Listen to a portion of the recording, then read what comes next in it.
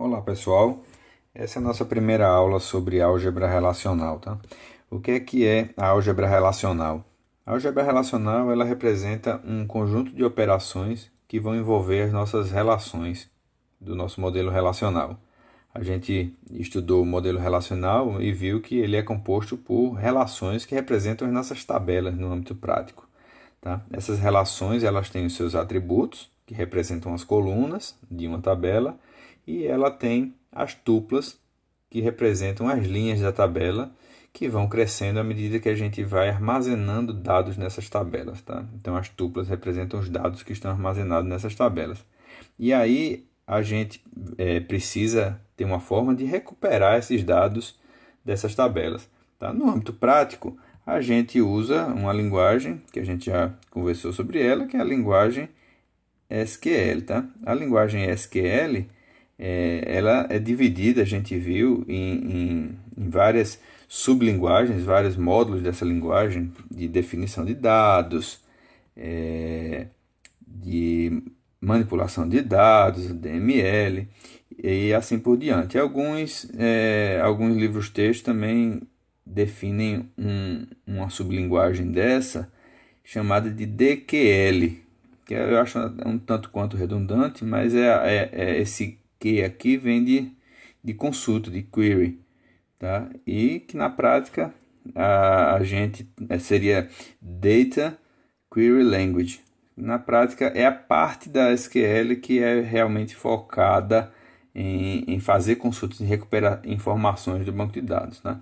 Então, a álgebra relacional ela é um conjunto de operações que visam recuperar essas informações do banco de dados.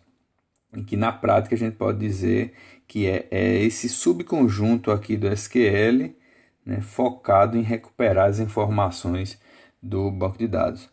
E aí ela é a representação, é a definição teórica, né, do que é essa linguagem de acesso a dados, de recuperação de dados. A gente vai estudar a álgebra relacional e o cálculo relacional, né, que juntos eles formam a base teórica para a implementação de consultas em linguagem SQL. Tá certo? A álgebra relacional ela tem operações que não são implementadas na linguagem prática. Ou seja, ela, por um certo lado, ela é mais expressiva, ela tem algumas operações que os bancos de dados eles não implementam, mas existe muito mais do outro lado. Existe muito mais situações onde a linguagem SQL implementa coisas que não estão na álgebra básica. Então, dessa forma, a gente pode dizer que o SQL sim que ele é mais expressivo. Ele tem muito mais funções implementadas e dá muito mais possibilidade da gente fazer operações com o banco do que a álgebra pura, tá certo? Aí a gente pode dizer que a álgebra relacional ela é uma álgebra fechada. O que é isso? A gente vai executar operações utilizando relações. Por exemplo, a gente tem uma relação R1 e aí a gente vai executar uma operação nessa relação e o que a gente vai ter como resultado é sempre outra relação, certo? Se a gente executa uma operação em cima de duas relações R1 e R2, e aí a gente executa a operação binária que envolve duas relações, aí a gente vai resultar em uma terceira relação, certo? Então, o resultado das operações são sempre outras relações. E aí a gente pode pegar essa relação aqui, junto com essa outra aqui, executar outra operação e aí resultar já em uma outra relação aqui, certo? Então, a gente pode concatenar comandos e a gente montar expressões que aí a gente vai manipular diversas tabelas no nosso banco de dados, né, comandos SQL, e aí a gente, concatenando eles, aninhando eles, a gente vai ter situações como essa, onde a gente vai estar manipulando três tabelas base, né, essas tabelas base aqui que estão lá fisicamente armazenadas, E aí a gente vai derivar aqui, através dessa operação, uma tabela aqui, vai derivar uma outra tabela aqui, e essas outras tabelas elas não estão fisicamente armazenadas, mas elas também são tabelas, vão estar armazenadas em memória e a consulta vai terminar de executar, resultando nessa tabela aqui, certo? Então, no ponto de vista teórico, a gente vai ter relações que vão ser manipuladas através dessas operações da álgebra relacional que vão resultar em outras tabelas, certo? Aqui está uma visão geral, tá, de várias operações que a gente vai estudar. A gente pode separar essas operações aqui em grupos de operações aqui. São as operações relacionais unárias, aqui. Você tem as operações binárias. Você tem operações que são baseadas, fundamentadas na teoria dos conjuntos. Tá? E tem mais algumas operações adicionais. A gente vai estudar cada uma delas, tá, nos próximos vídeos aí.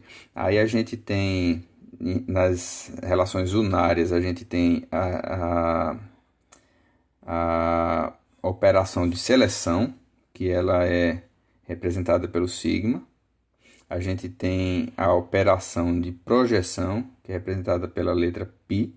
E aí a gente tem a operação de renomeação, que é representada pela letra ρ. Tá? Aí da teoria dos conjuntos a gente tem união, a gente tem interseção, a gente tem diferença, tem produto cartesiano, a gente vai ver cada uma delas mais na frente. Aí, entre as operações binárias, a operação de join, que é largamente utilizada, que é quando a gente envolve mais de uma relação. Aquele exemplo que eu dei, que a gente envolve uma relação R1, R2, e aí vai fazer uma operação aqui que envolve elas duas, para resultar numa terceira relação, a gente vai ter que juntar essas relações para fazer alguma coisa, são as operações de junção, de join. Tá? Aí nessas operações adicionais aqui, a gente tem as junções externas, tem união externa também, tem as funções de agregação, certo? Que computam essas informações sumarizadas, por exemplo, calcular uma média de um conjunto de números, calcular o valor mínimo, o valor máximo. Então, tem essas funções de agregação aí, a gente vai ver cada uma delas nos próximos vídeos, ok?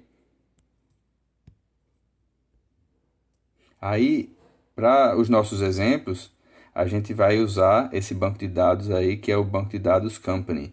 Tá? A gente já viu ele nas primeiras aulas. Só relembrando aqui, a gente tem as relações empregado, departamento, localizações de departamento, projetos, work zone, que a gente pode chamar essa relação work zone como se fosse uma relação de alocação. É uma forma fácil de você entender o que é isso. Ou seja, você está alocando funcionários para trabalhar em certos projetos, e aqui são os atributos.